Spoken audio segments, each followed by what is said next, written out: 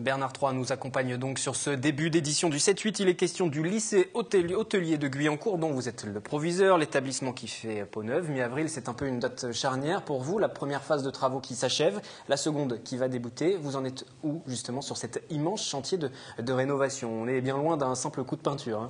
Exactement, oui. Alors, c'est un peu une période de transition, puisqu'effectivement, comme vous le dire, deux entreprises se succèdent. L'une vient d'achever les travaux préparatoires, à savoir essentiellement le désamiantage, qui aura duré une année. Je veux dire, ce qui a duré le plus longtemps, effectivement, ce sont les démarches administratives liées à la passation d'un marché, puisqu'il s'agit d'un marché public, et environ 3 à 4 mois de travaux pour désamianter le bâtiment. Alors on voit à quoi va ressembler ce bâtiment justement, mais ce sera dans quelques mois, voire quelques années, puisque la livraison définitive du bâtiment c'est mi-2016.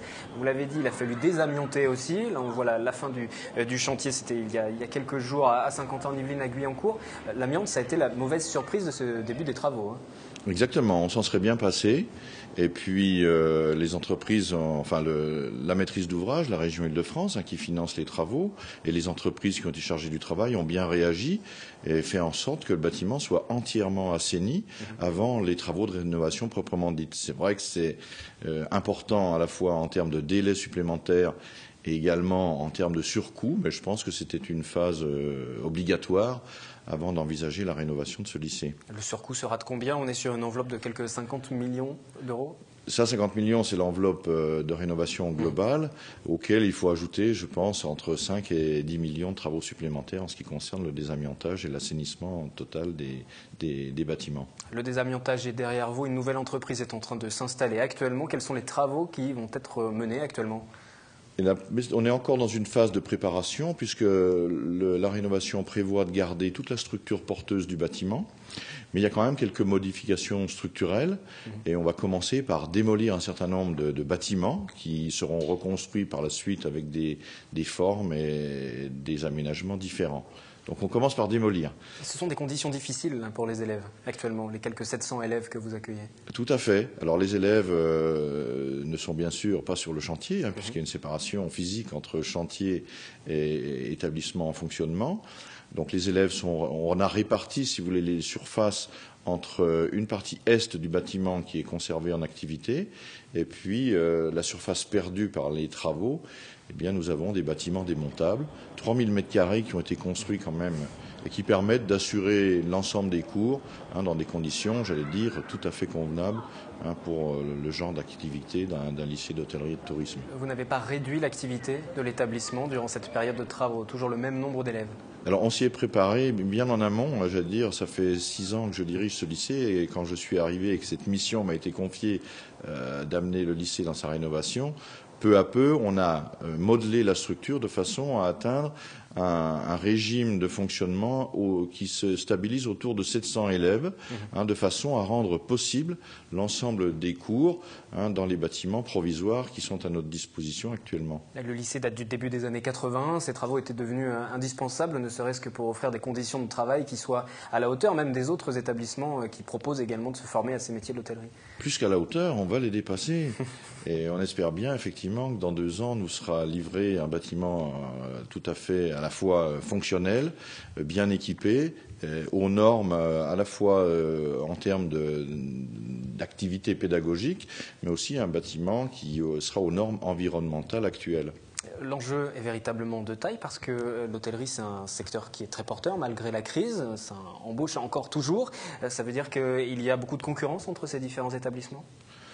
De plus en plus, il est vrai que le secteur étant porteur, on a effectivement des établissements qui se lancent, on est plutôt sur une évolution positive dans ce secteur-là.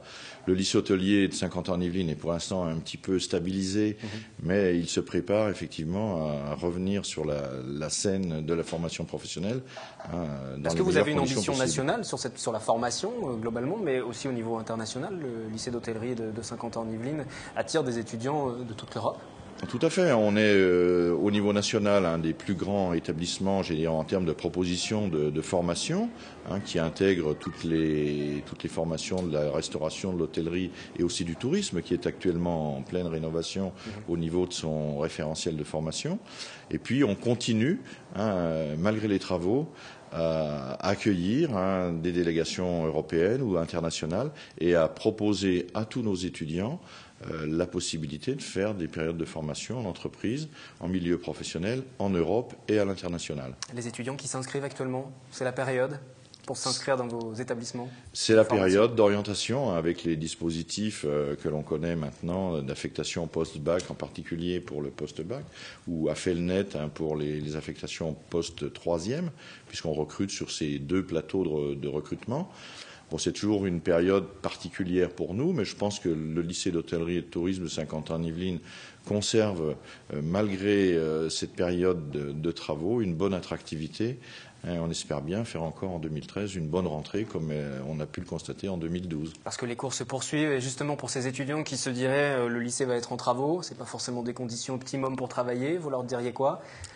Écoutez, les conditions dans tout ce qui est plateau technique sont excellentes, puisqu'on a vraiment là une construction remarquable, où on a pu développer des plateaux techniques qui n'ont rien à envier à des installations fixes.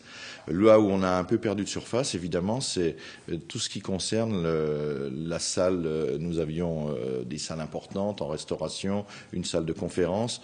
Tous ces équipements-là, pour l'instant, sont en travaux et nous seront restitués dans le courant de l'année 2015. Donc on aura rapidement un retour à des meilleurs équipements. Une dernière question, le taux de réussite sur les différents examens, comment se porte votre établissement?